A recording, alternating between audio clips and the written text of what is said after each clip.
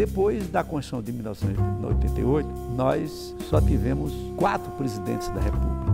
2 deles sofreram impeachment. O senhor é autor dessa proposta do semipresidencialismo. O que ela tem de vantagens em relação ao que a gente tem hoje ou ao parlamentarismo que é defendido por uma outra ala aqui do Congresso? A grande vantagem é a flexibilidade do regime para resolver as crises. O presidencialismo no Brasil é instrumento de crise.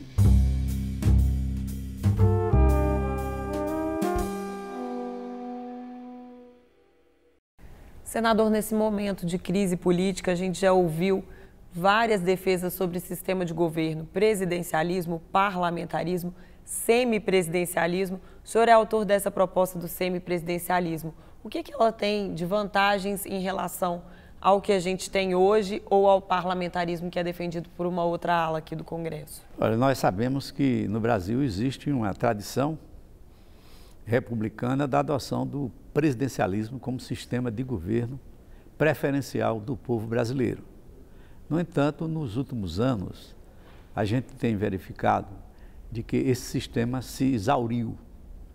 Ele chegou a um ponto de completa fragilização e, por que não dizer, desmoralização. Transformou-se num regime de cooptação, num regime de coalizão, onde existe aquele troca-troca para a obtenção de apoios. Ora, essa condição de obter apoio dentro do Congresso Nacional, não só na Câmara como no Senado, fragilizou, enfraqueceu bastante a democracia e a forma ética como deve ser tratado o Congresso Nacional e vice-versa, o próprio presidente da República, que não consegue maioria a não ser através de um processo de cooptação que eu considero vergonhoso, um retrocesso na política brasileira. Além disso, esse presidencialismo que nós estamos vivenciando já teve vários momentos de crise institucional que redundaram até em suicídio de um presidente da República, como foi o caso do presidente Getúlio Vargas.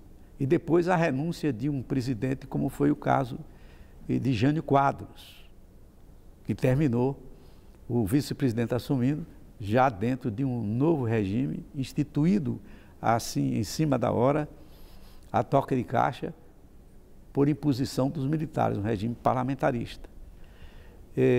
Depois da Constituição de 1988, nós só tivemos 4 presidentes da República.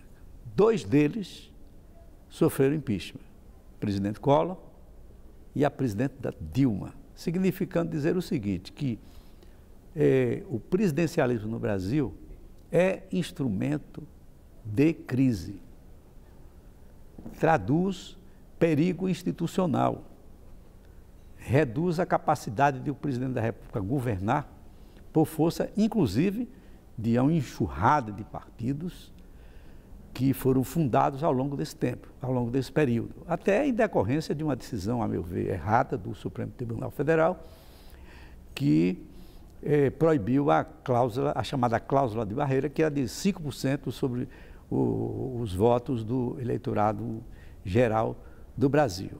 Então, o porquê eu estou propondo, desde 2015, mas já antes, em 2009, eu propus um decreto legislativo que foi arquivado em 2014 pelo próprio Senado Federal, que propunha o quê? A realização de um plebiscito para que o povo autorizasse ao Congresso Nacional a fazer a reforma político-eleitoral, a fazer a reforma tributária e implementar um novo sistema de governo. A gente já teve um plebiscito sobre o sistema de governo em 93, né? E as pessoas escolheram o presidencialismo. O senhor acha que agora a decisão seria diferente? Primeiro, eu apresentei a proposta, tenho consciência da importância da proposta, mas eu não acredito de forma nenhuma que com este Congresso Nacional nós tenhamos a capacidade da iniciativa de propor uma reforma política de tal monta adotando o semipresidencialismo. Por quê? O João Goulart, ele foi eleito com base no regime presidencialista. E ele considerou um golpe aquilo que fizeram com ele. Para ele assumir no lugar de Jânio Quadros, que havia renunciado, os militares exigiram a modificação do regime, alteração na Constituição. E aí foi feita essa transformação sem ouvir o povo, nem o próprio presidente que ia assumir, que era o João Goulart. Ora, quando o João Goulart assumiu, ele veio logo pedindo plenos poderes, porque estava sem poder governar, segundo ele. E aí veio um plebiscito comandado pelo próprio presidente da República. Veja se o parlamentarismo podia dar certo. Ele já começou fadado ao fracasso, porque foi um regime imposto pelos militares. Bom, houve um outro plebiscito constante na nossa Constituinte, de 1988. E o que houve? Embora o parlamentarismo cresceu muito durante o plebiscito, né, todos os candidatos a presidente da República naquela época eram contra o parlamentarismo. Como é que podia dar certo? Né? Agora, hoje já estamos vendo que alguns partidos políticos grandes, como o próprio PSDB, e médios como o PSB, já veem com bons olhos a adoção de um regime parlamentarista, um regime de cunho parlamentarista, de matriz parlamentarista. O que eu estou propondo é um semipresidencialismo ou um semi-parlamentarismo. O que é que isso traduz? É que o presidente da República terá um protagonismo maior neste regime do que no parlamentarismo puro. No parlamentarismo puro, o presidente é quase que uma rainha da Inglaterra. Ele pode ser eleito pelo povo, ou pode ser indiretamente pelo Congresso, pelo Parlamento, como acontece na Alemanha. Então, ele não tem poder quase nenhum, presidente da República, no parlamentarismo puro. Mas já num semipresidencialismo, ou num semiparlamentarismo, como o adotado na França ou em Portugal, aí sim, já dá poderes substanciais ao presidente da República para que ele atue na administração. Ele participará das reuniões dos conselhos de ministros, querendo. Ele nomeará o chefe das Forças Armadas, é chefe de Estado, enfim, ele tem uma importância muito grande, ele é uma espécie assim, de líder da nação, no regime semipresidencialista. E durante os momentos de crise no semipresidencialismo não acontece como tem acontecido no Brasil durante as crises institucionais que nós enfrentamos. No presidencialismo, ou o presidente renuncia, ou ele é destituído através do impeachment, que é um processo doloroso, que divide o país. Nós vimos o último processo de impeachment da presidente Dilma, o quanto dividiu o nosso país. Agora, já no regime semipresidencialista, numa crise como aquela, já que o governo era comandado pelo primeiro-ministro, a gestão administrativa era conduzida pelo primeiro-ministro, naquela época o primeiro-ministro, se o Brasil tivesse adotado esse regime, teria sido destituído, exonerado, todos os ministros iam para casa e o presidente da República nomeava um novo primeiro-ministro, naturalmente de acordo com a maioria parlamentar. Porque sem maioria parlamentar, seja num regime presidencialista, seja num regime semipresidencialista ou parlamentarista puro, ninguém consegue governar. Então, a grande vantagem é a flexibilidade do regime para resolver as crises. No momento de crise, a população vai destituir o primeiro-ministro, então, e não o presidente, no semipresidencialismo. É quem, o presidente da República, num regime semipresidencialista ou num regime parlamentarista, quem destitui o governo pode ser até a pedido da Câmara, mas o próprio presidente pode tomar a iniciativa de, diante de um escândalo envolvendo o governo, o presidente da República pode sem nenhum prejuízo para a continuidade da gestão administrativa, demitir o governo e fazer outro governo. Essa é a grande diferença. É a grande diferença do parlamentarismo para o regime presidencial. Além do mais, há uma inteira interdependência no regime parlamentarista, entre o parlamento e o poder executivo. Eles se interpenetram, eles têm que traduzir os seus próprios interesses.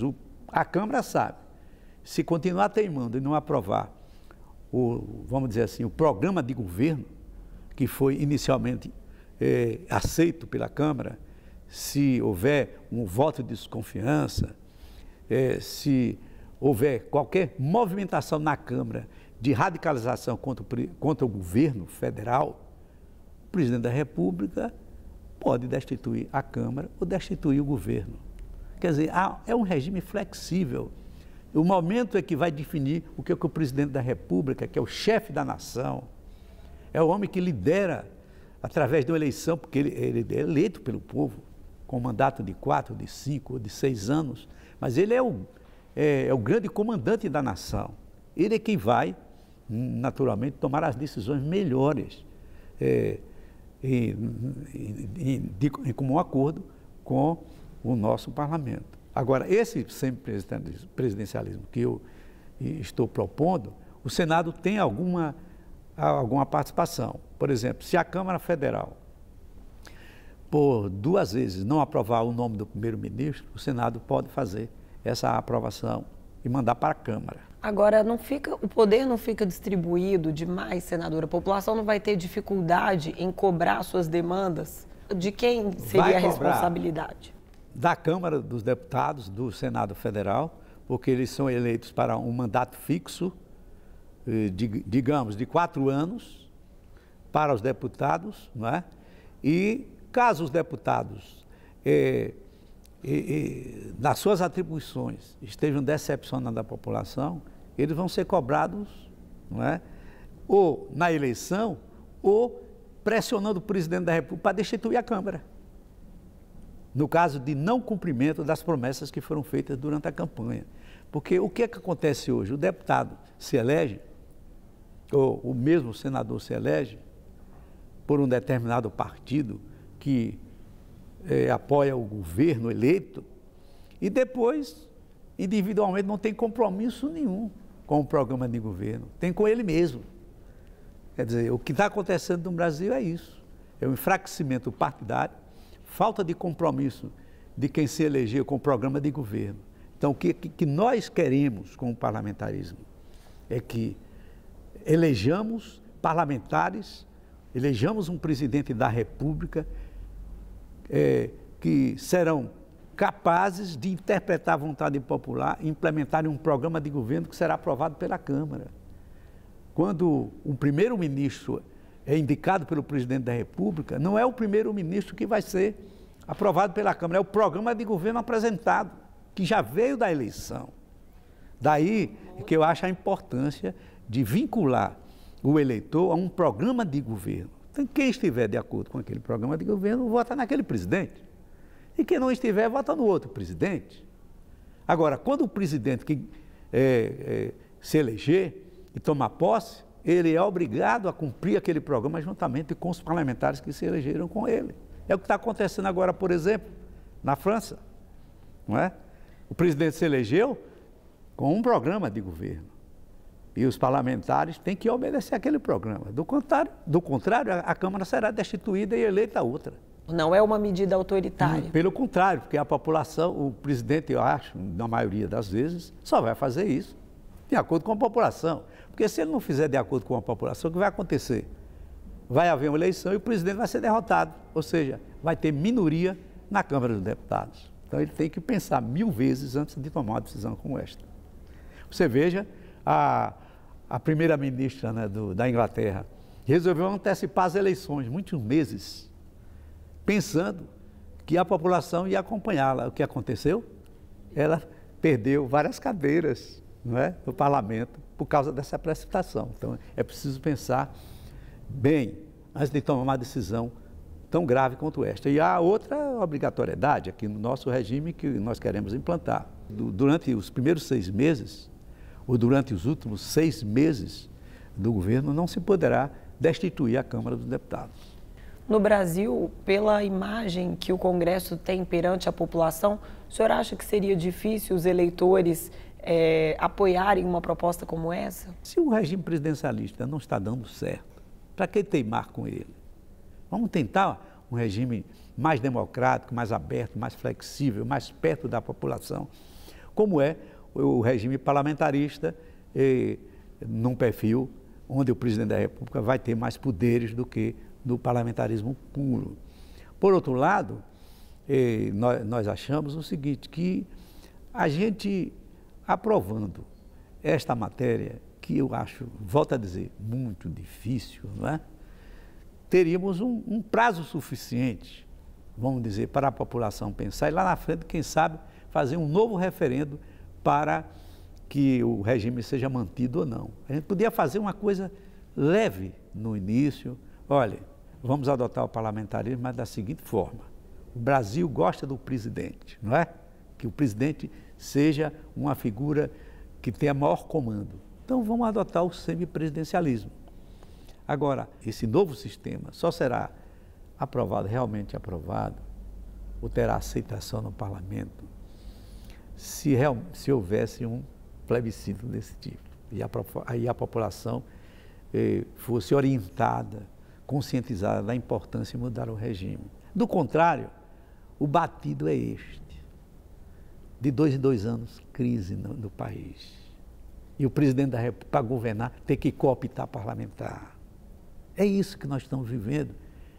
E a população teima em achar que nada, parlamentarismo, não, coisa nenhuma. Não é? Financiamento, por exemplo. Essa é uma questão muito séria, que temos que rever. Ora, o Supremo Tribunal Federal praticamente legislou, acabou com o financiamento privado, que efetivamente levou a esse processo escandaloso, não é? Que foi descoberto pela Lava Jato. Mas também um financiamento público que chega a um montante escandaloso, absurdo, de 3 bilhões e 600, para uma nação que está em crise, é preciso que se adote um financiamento, mas que não venha sugar tanto o dinheiro da nação. É verdade que a população não acredita em partido político, não acredita em liderança política, por tudo que está acontecendo no nosso país. Então, você arrecadar no meio da população dinheiro para a campanha, eu, pelo menos no Nordeste, eu acho praticamente impossível. Então, se for assim, para arrecadar dinheiro, não é, da população, sem um financiamento qualquer, o que vai acontecer? Os mais ricos é que vão ser eleitos. Quem tiver dinheiro, quem for empresário, quem for milionário, esses é que vão chegar ao Congresso Nacional. Então, aqui, nós já temos realmente um grande contingente de empresários. Nós vimos aí na reforma trabalhista como é que foi, tanto no Senado Federal como na Câmara dos Deputados.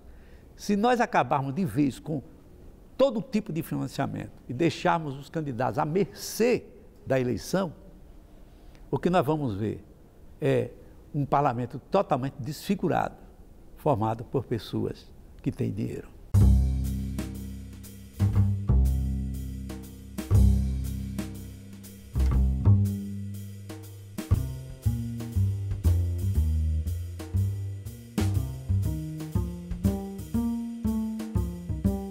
Que solução o senhor propõe para essa questão do financiamento? Talvez um fundo como a Câmara está propondo, mas com um valor um pouco menor?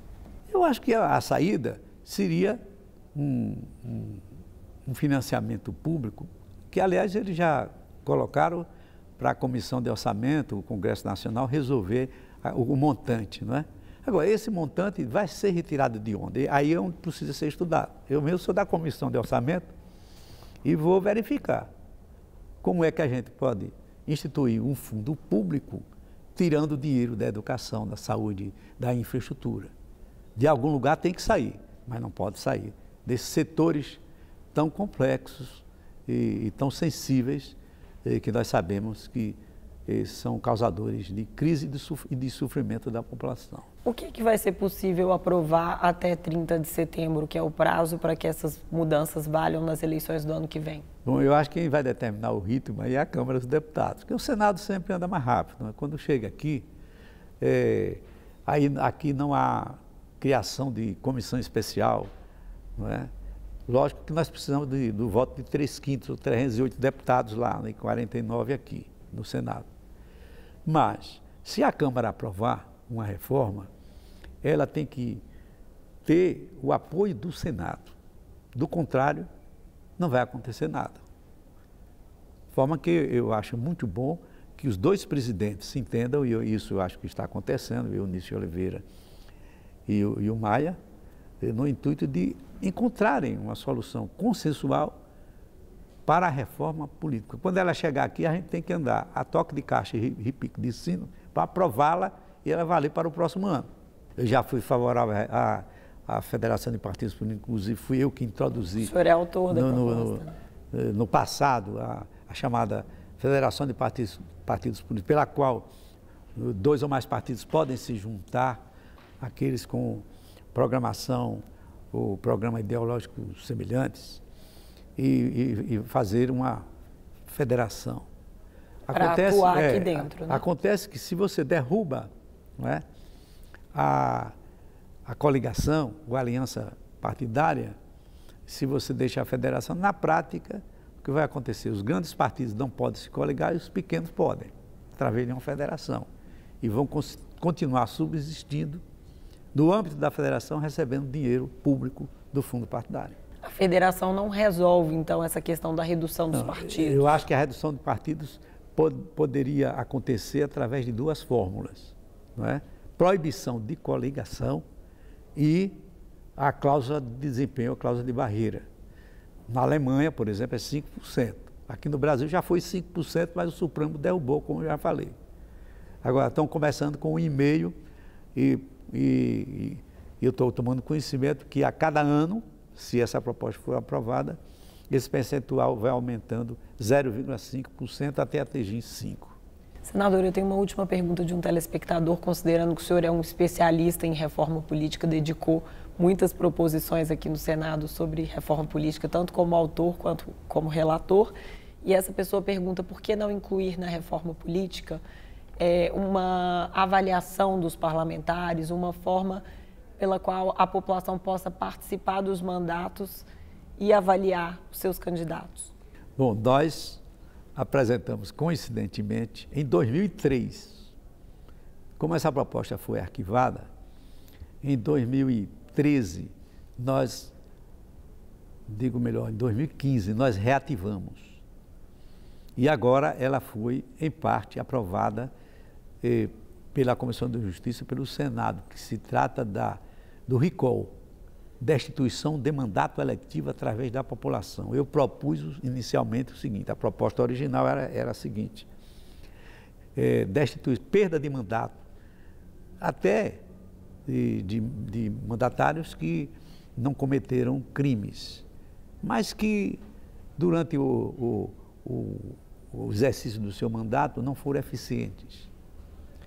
Não cumpriram promessas, mangaram da população. Isso acontece muito. Você chega na eleição e o cara promete o sol e o mar com todos os peixinhos. Quando assume, esquece tudo, faz justamente o contrário. Então, no recall, isso pode acontecer, de alguém perder o mandato porque mentiu à população. E nos Estados Unidos houve vários governadores que foram destituídos através desse processo. O recall é uma solução para atender ao interesse da população em retomar a discussão do mandato de alguém que foi eleito com o voto do povo. Mas essa também está longe de ser aprovada, não está sendo nem discutida nesse momento de reforma política, né, senador? Não, mas foi aprovado pela CCJ e também o Senado Federal está se debruçando sobre ela. Tá certo, senador. Muito obrigada pela entrevista e até a próxima. Até a próxima. Que Deus nos ajude a encontrarmos os melhores caminhos para o Brasil.